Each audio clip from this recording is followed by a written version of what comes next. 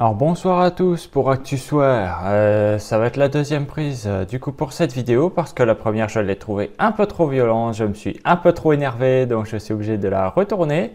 Parce que basiquement, donc là on va partir sur RTL, la fameux petit reportage très amusant. Automobile et logement, deux secteurs de production qui en disent long sur la régression française.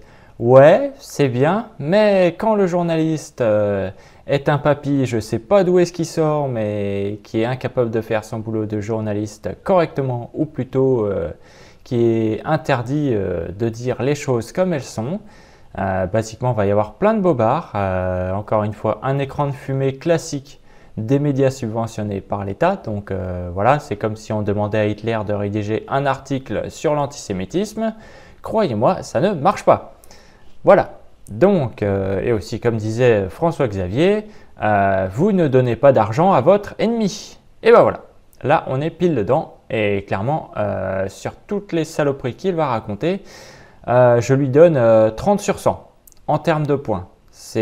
Tout est à côté de la plaque. Tout. Vous allez voir. Je vais expliquer. RTL Matin.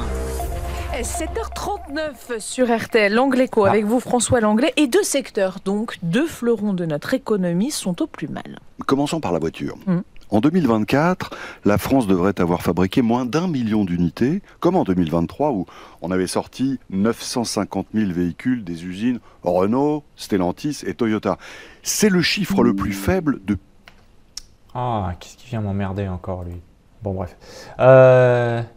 Du coup, on commence par les chiffres des bagnoles. Alors ça, la régression, ça fait très longtemps qu'elle est en cours, mais c'est une volonté des constructeurs, qu'ils soient français, notamment Stellantis, parce que bon bah Toyota, ses usines en France, bon bah lui, honnêtement, je comprends. De toute façon, c'est pas un constructeur français, donc j'ai pas vraiment envie de lui jeter la moindre pierre. Et puis, de toute façon, je suis sûr s'il voulait importer son petit Toyota IMV ou Hilux, ou peu importe le nom que vous souhaitez lui donner, il serait interdit. Voilà. Parce que, soi-disant, ce serait de la concurrence déloyale, parce que le véhicule sera pas assez cher, ou alors il se mangera 4000 taxes, ce qui fera que son prix sera beaucoup plus élevé que celui qui était annoncé. Donc voilà, dans tous les cas, ils seront niqués, et honnêtement, Toyota, je me demande encore ce qu'ils font en France. Clairement, la France, c'est pas un bon endroit où vendre tes bagnoles. Donc voilà, déjà ça. Et pour ce qui est de Pislantis, parce que pour moi c'est ça, vu que son ancien PDG d'ailleurs qui s'est fait dégager, ça c'est cool, bien fait pour sa gueule. Alors je me souviens plus si c'est le PDG de Renault ou de Stellantis, mais je crois que c'est le gars de Stellantis. De toute façon, lui, bon, c'était même pas la peine. Et lui, son objectif, c'est de réduire le nombre de véhicules produits. C'est totalement volontaire et c'est à l'échelle mondiale. C'est-à-dire que son objectif, c'est de vendre des merdes plus chères, mais d'en produire moins pour augmenter ses marges, comme je l'ai expliqué dans la vidéo sur le Toyota IMV. Ou plutôt IMV, voilà la plateforme IMV que souhaitait vendre Toyota à prix très bas. Donc, déjà, il y a ça, donc forcément, Renault, lui, il fait ce qu'il dit, voilà. Pour ce qui est de Renault, ou même Stellantis de manière générale, ils font ce qu'il dit. De toute façon, quand un patron il dit je vais t'enculer, c'est qu'il va t'enculer. Crois-moi, lui, il va pas hésiter. Ça va pas être en mode petite fouine qui va le faire discrètement. Crois-moi, non, il va te le dire et il va le faire. Donc c'est clairement ce qu'il fait. Donc là déjà, mon petit papy, il est déjà un petit peu à côté de la plaque. Voilà. Alors oui, en effet, c'est en baisse, ça fait très longtemps que c'est en baisse, mais il ne va pas dire pourquoi. Le journalisme en 2024. Depuis 1960, et c'est le quart de la production la plus forte qu'on a jamais enregistrée au milieu des années 90, donc moins 75% par rapport à cette époque. Parce qu'à l'époque, devinez quel véhicule on avait. Allez-y, R21, R19 pour Renault. Ensuite, on avait ZX, Xantia. Ça commence à tilter au niveau des véhicules qu'on construisait en France. N'est-ce pas? Peugeot 206. Peugeot 306. Les premières. 95. Voilà les véhicules qu'on produisait à cette époque. Donc évidemment, on en produisait plus, parce que c'était des véhicules qui rapportaient moins. Mais on en produisait plus. Génial. Sacrée dégringolade, comment on peut l'expliquer? Perte de la compétitivité de la France industrielle? Non. Non. Tu vois, c'est incroyable. C'est pas que la France n'est pas compétitive, hein. On a de quoi faire, hein. C'est juste que c'est une volonté des constructeurs, c'est tout. C'est tout. Mais encore une fois, voilà, on va esquiver le problème tout doucement. Voilà, vous voyez le millefeuille. Voilà, la petite feuille, voilà. Là, il essaie de vous la glisser, la feuille. Là, c'est le moment où il vous glisse la feuille. Trop élevé, positionnement des marques. Parce que, pardon, on parle des voitures qui sont vraiment fabriquées en France, c'est ça, hein? Oui, d'accord. D'où Toyota. Exactement.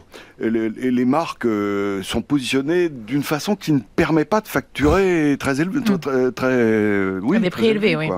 D'où un effet de ciseau qui a provoqué des délocalisations massives. Et puis aussi, bien sûr, la montée en puissance des pays émergents, hein. Ça, la délocalisation, évidemment, hein, ça fait 20 ans que c'est un problème, hein. Mais bon, ça, de toute façon, tout le monde le sait. Ça, merci monsieur le journaliste de nous l'apprendre, c'est très gentil.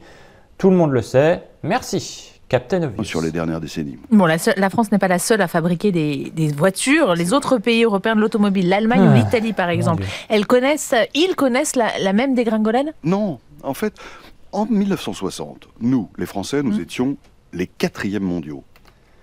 Alors, pour les Allemands, c'est très simple. Vous voulez savoir où les bagnoles allemandes vont? C'est en Chine.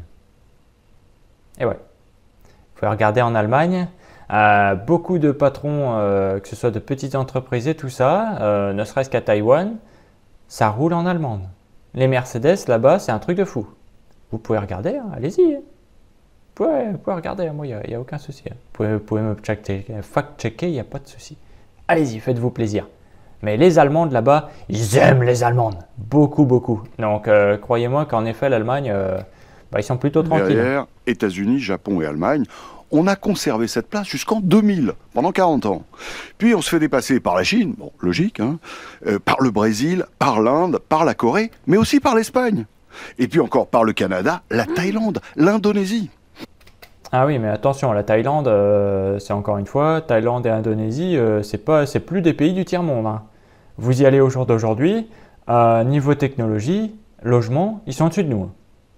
Allez voir ce qu'ils vous font en termes de studios là-bas, pour des prix ridicules, ridicules entre parenthèses par rapport à notre économie à nous, mais vous regardez en Thaïlande ou en Indonésie ce qu'ils font, en termes de logement récent, on se prend, il n'y a pas de comparaison possible. Les technologies là-bas, c'est ouf. Vous verriez honnêtement les magnifiques logements qu'ils font là-bas. Moi honnêtement, quand je vois les trucs, pour pas cher du tout, ça me donne envie d'y aller, hein. Pour de vrai. Et malheureusement, il y a peut-être des chances que ce soit là-bas que j'aille. Et ouais. Moi, ça va dépendre. Quand la famille, tout le monde va être blé, moi, il y a des chances que c'est l'expatriation. Dans tous les cas. Bon, ça va, moi, je suis assez bon en anglais, donc là-bas, je vais m'en tirer, vu qu'ils parlent quand même pas mal anglais. Mais voilà, quoi, ça la fout mal, hein. Nous ne sommes plus que 11e mondial en 2022. Alors, le Royaume-Uni et l'Italie font pire. Ils sortent du classement des 15 premiers. Ah oui, mais le Royaume-Uni, c'est fini. Et l'Italie, malheureusement, l'Italie, ils sont dans la méga merde. Mais l'Allemagne et l'Espagne font mieux. Elles sont devant nous. Alors ça, c'est le mauvais bilan pour les voitures. L'autre triste record que vous avez noté concerne... Et c'est là. C'est là où je l'attends. C'est sur le bâtiment.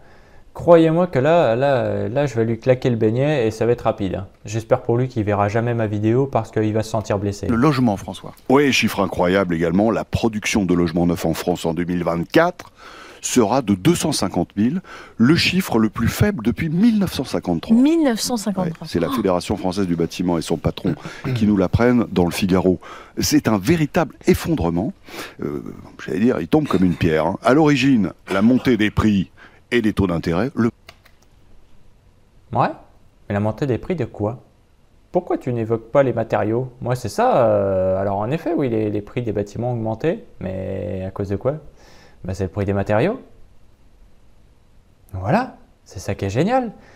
Et voilà, c'est honnêtement, pourquoi ne pas dire si l'augmentation des prix des bâtiments, c'est lié aux matériaux. C'est pas juste que les prix augmentent comme ça par magie, c'est le prix des matériaux. Mais ça, évidemment, encore une fois, journalisme 404. Quoi. Manque de terrain disponible? Manque de terrain disponible? Non. Et c'est là, par contre, là où je vais lui claquer le beignet, ce sont ces saloperies d'écolos qui cassent les couilles. Parce que, oh là là, les espaces naturels, on ne peut pas construire ici, c'est pas bien. Donc en fait, ces enfoirés, ils empêchent les collectivités de, basiquement, d'acquérir des terrains et de construire de nouveaux lotissements. Dans le cas des collectivités. Parce que les collectivités, elles les aimeraient bien, ça leur fait plus de pognon. Plus ils ont d'habitants, plus ils ont de pognon. Donc croyez-moi qu'ils ont tout intérêt à ce que ça se développe. Mais non, ces écolos de merde, ils font chier les entreprises et vous. Ils font chier tout le monde. Tout le monde. Personne n'est épargné par ces saletés d'écolos. Personne. Voilà. Dans ma commune où je vis, il y a actuellement des blaireaux d'écolos qui cassent les couilles parce que la collectivité voudrait aménager à peu près l'équivalent de 27 hectares de terrain agricole pour en faire de nouveaux lotissements. Mais non, ces saletés d'écolos ne veulent pas. Il y a des banderoles, hein. Vous passez par la rocade, à l'une des zones où moi j'habite, il y a une banderole oh là là, terre agricole 27 hectares, luttons contre le développement. Voilà, saloperie d'écolo. C'est à cause d'eux. C'est à cause d'eux. Voilà, c'est tout. C'est tout. C'est juste eux. Hein. Pour les terrains, c'est juste eux. Parce que croyez-moi, du terrain, il y en a en France. Hein. C'est presque plus de 70% du territoire est couvert par des terres agricoles ou des forêts. Bon, on ne touche pas aux forêts, ça c'est clair. Mais croyez-moi qu'en terre agricole, il y a de la place. Hein. Alors ça, on manque pas. Associé à une surréglementation démente. Surréglementation, il y a toujours moyen de passer, on va dire, au-dessus. Et il y a aussi le fait du coup que un investisseur, lui, il va vite regarder les chiffres. Hein. Ok, donc les matériaux, ils me coûtent tant. Ok, donc je me fais péter le cul. Là, merci la France, c'est génial. Ensuite, combien ça peut rapporter les loyers? Ah, non, ça passe pas. Donc, allez vous faire foutre. Voilà. Voilà ce que va dire l'investisseur. Il va passer, allez, 10 minutes sur sa calculette. Titut. Oh, ça marche pas. Niquez vos mères. Allez hop. Fini. Puisque les investisseurs, ça va être genre les bailleurs sociaux, hein, tout ce qui est néo-TOA et tout le bordel. Hein. Parce que mine de rien, eux, ils construisent. Hein. Et ils construisent beaucoup. Donc voilà, c'est merci la France. Et encore une fois, ça, il n'en parle pas. Il n'en parle pas. Soit il peut pas, soit il veut pas. Problématique. Ou soit il fait mal son boulot. On estime qu'il faudrait 500 000 logements par an pour satisfaire les besoins des Français, c'est-à-dire 2 fois plus que les constructions de 2024. Bon alors François, qu'est-ce qu'on pourrait faire pour remonter la pente? Vous savez, le budget de Michel Barnier prévoyait certaines mesures pour le logement, comme le fait de faciliter les dons au sein d'une famille pour l'achat d'une résidence. Ça, c'est...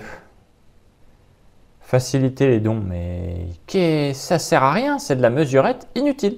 C'est inutile. C'est le genre de truc qui sert à rien. Parce que le don de logement, t'inquiète pas, c'est pas tant un souci que ça. Hein. Honnêtement, ça, c'est con. C'est totalement con. Principale ou l'extension du fameux prêt à taux zéro. Mais tout ça explose sert à rien. Avec la censure. Ça ne sert à rien. Encore une fois, c'est comme les agriculteurs. On vous ajoute des prêts, des petits prêts taux zéro, machin par là, mais ça ne règle pas le problème. Ça ne règle pas le problème. Voilà. C'est du génie. Au total, ces 2 records de 70 ans signalent des régressions françaises considérables dans ces 2 secteurs clés de l'économie. Ça fait plus de 10 ans qu'en réalité, on est en train de tomber. Hein. C'est même avant Macron, hein, croyez-moi. C'est même d'avant Macron, mais c'est pour ça, là, honnêtement, 30 sur 100, parce que soit il n'a pas assez de temps pour parler de tout ça, mais honnêtement, si c'est pour faire le boulot à moitié, tu fais rien du tout, quoi. Tu vires la chronique et puis c'est tout. Ça sert à rien. Si c'est pour faire du demi-boulot, ça sert à que dalle. Hein. C'est comme si, admettons... Allez, voilà, on va prendre un exemple extrême. Le chirurgien, il doit faire une transplantation de cœur, donc c'est la grosse opération. Il va rebrancher que 2 des 4 artères. C'est ça, je crois qu'il y a 4... Oui, c'est ça, il y en a 4. Donc les 4 vaisseaux principaux. il va en brancher 2. Puis allez, allez c'est bon, c'est fini, tiens. C'est fini, voilà. C'est le mec, ils essaient de le remettre en route, ça marchera pas. Donc voilà, basiquement, c'est ça. C'est ça sa chronique, un gruyère. Un gruyère, il manque les informations les plus importantes. Parce que si les logements augmentent, forcément, c'est non seulement à cause des écolos qui rendent les terrains très chers, parce qu'encore une fois, c'est l'offre et la demande. Il y a moins de terrain, de possibilités de terrain, donc ça coûte plus cher à cause de ces écolos. Et ensuite, tu as le prix des matériaux qui vient s'ajouter en plus. Ce qui fait que vous êtes doublement niqué. Donc, merci les écolos, merci machin, merci truc, merci réglementation inutile sur le bâtiment. Parce que ça aussi, il y a les nouvelles normes, tout ce qui est normes électriques, normes environnementales. Mais évidemment, il ne va pas en parler de tout ça. Parce que s'il en parle, ce serait aller contre monsieur l'État qui offre des subventions. Donc voilà. Il y a plein de trucs comme ça. Mais là la chose qu'il a fait, c'est juste la petite feuille. Voilà, il a juste pris une petite pince à épiler, il a gratté un tout petit peu la première feuille et voilà. Ah, c'est bon, j'ai fait mon travail de journaliste. Non, non, non, pas du tout. Tu peux retourner voir ta copie ou moi je t'envoie à l'EHPAD, crâne d'œuf. Voilà, j'envoie l'œuf à l'EHPAD et puis voilà, il est temps d'arrêter les conneries et de mettre un jeune qui va rentrer dans l'art, qui va prendre le scalpel, qui va couper comme ça tout et qui va développer tout ça sur la table. Et là, croyez-moi, par contre, ça va chialer. Hein. Là, ça va chialer. Mais bon, maintenant, il n'y a plus qu'à attendre que monsieur aille à la retraite pour laisser la place. Malheureusement, ce sera peut-être un autre vendu, un jeune vendu. Mais bon, voilà. Surtout, faites attention à ce qu'il vous raconte dans les médias, parce que là, encore une fois, même un prolo comme moi qui sort du fin fond d'une campagne en mode cutéreux, est plus informé et est capable de fournir un bulletin d'information plus intéressant, plus fourni qu'un mec dont c'est le boulot principal. Parce que oui, il est payé pour ça. Probablement plus de 2000 €. Et ouais, merveilleux. Hein.